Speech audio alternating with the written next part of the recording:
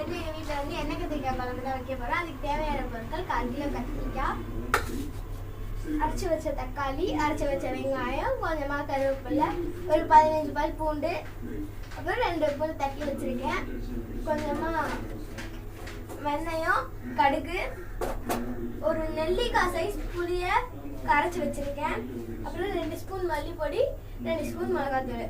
First வந்து எண்ணெய் சூடு பண்ணி எடுத்துக்கலாம். நெக்ஸ்ட்டு இதை வந்து 4 சைடாக கட் பண்ணிக்கிட்டு இதோட முனையை எடுக்க தேவையில்ல, இது நல்லா பொரிச்சு எடுத்துக்கலாம்.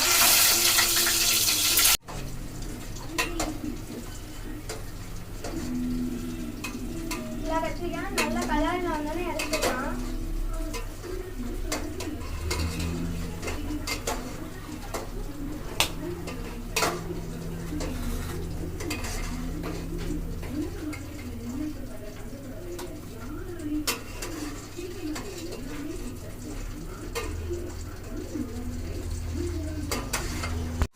அதே சட்டியில கொஞ்சமா எண்ணெய் ஊத்திட்டு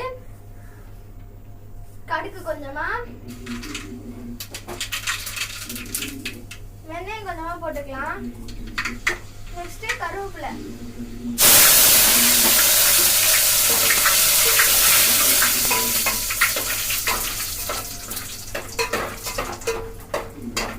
இப்போ வந்து வெங்காயத்தை போட்டுக்கலாம்.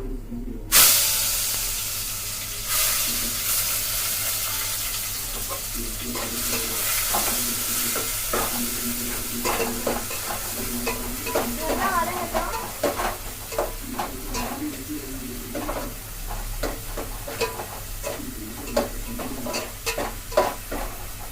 பச்சை வாழை போனதுக்கு அப்புறம் தக்காளி எடுத்து ஊற்றிக்கலாம்.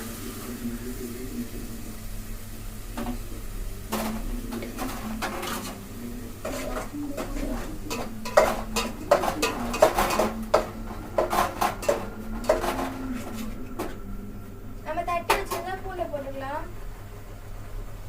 உரிச்சு வச்ச பூண்டை ஃபஸ்ட்டு போட்டுக்கலாம்.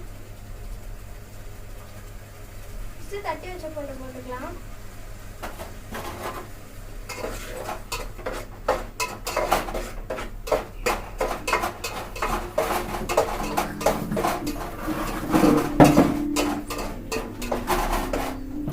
நல்லா பச்சை வாடை போகிற வரைக்கும் கிண்டிக்கலாம்.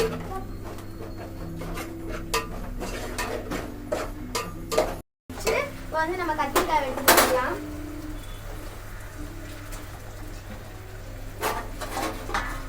இதையும் நல்லா வதக்கிக்கலாம்.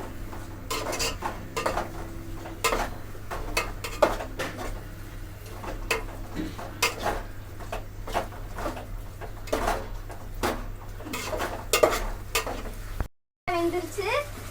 இப்போ வந்து நம்ம 2 ஸ்பூன் மல்லிப்பொடியும் போட்டுக்கலாம்.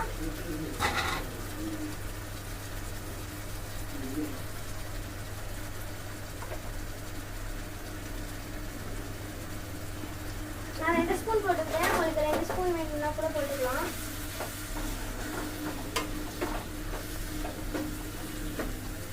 நெக்ஸ்ட் வந்து மிளகாய் பொடி கொஞ்சமாக போட்டுக்கலாம்.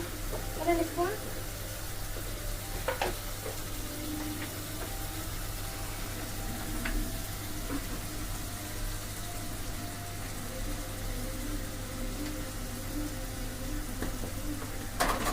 நல்லா கிண்டிக்கலாம்.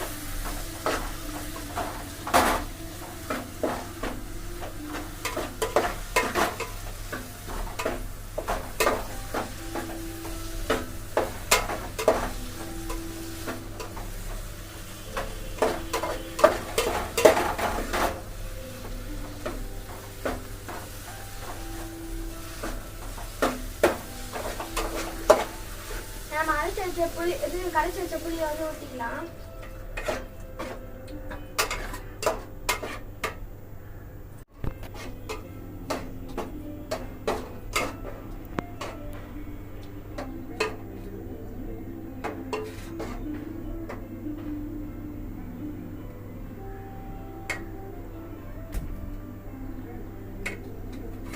இப்போ வந்து ஒரு 2 நிமிஷம் மூடி வச்சுக்கலாம்.